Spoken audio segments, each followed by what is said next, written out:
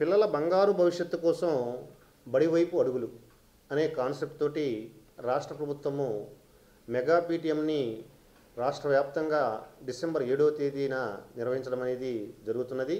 అందులో భాగంగా మన నెల్లూరు జిల్లాలో 2601 పాఠశాలల్లో పండగ వాతావరణంలో ఈ పేరెంట్ టీచర్ మీటింగ్ని నిర్వహించాలని చెప్పి రాష్ట్ర అధికారుల ఆదేశాల మేరకు నిర్వహించడం అనేది జరుగుతుంది.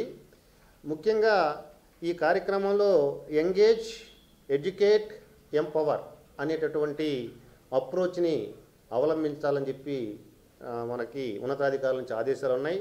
ఎడ్యుకేట్ అంటే మన పాఠశాలకు వచ్చినటువంటి తల్లిదండ్రులని ఎడ్యుకేట్ చేయటం, అంటే విద్య పట్ల విద్యార్థులు రోజు పాఠశాలకు రావాల్సినటువంటి ఆవశ్యకతని తెలియజేయటం, విద్యార్థుల యొక్క పెర్ఫార్మెన్స్ని వాళ్ళకి తెలియజేసి విద్యార్థులు ప్రతిరోజు పాఠశాలకు వచ్చేటట్లు చేయడం అనేది ఒక కాన్సెప్ట్ అయితే, అలానే ఆ పిల్లల యొక్క పెర్ఫార్మెన్స్ని, ఆ పిల్లల యొక్క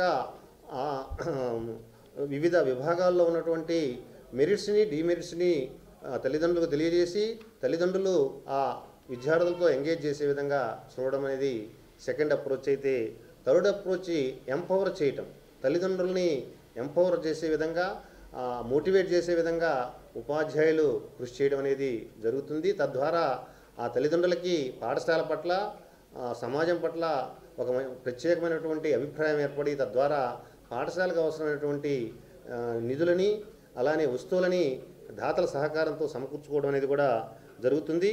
కాబట్టి ఈ మెగా పీటీఎంకు సంబంధించి జిల్లాలో ఉన్నటువంటి అన్ని పాఠశాలల్లో ఒకే రోజు నిర్వహిస్తున్నాం కాబట్టి స్థానికంగా ఉన్నటువంటి ప్రజాప్రతినిధులందరూ కూడా తప్పనిసరిగా వారికి అందుబాటులో ఉన్నటువంటి పాఠశాలకి హాజరు కావాల్సినటువంటి అవసరం ఉంది.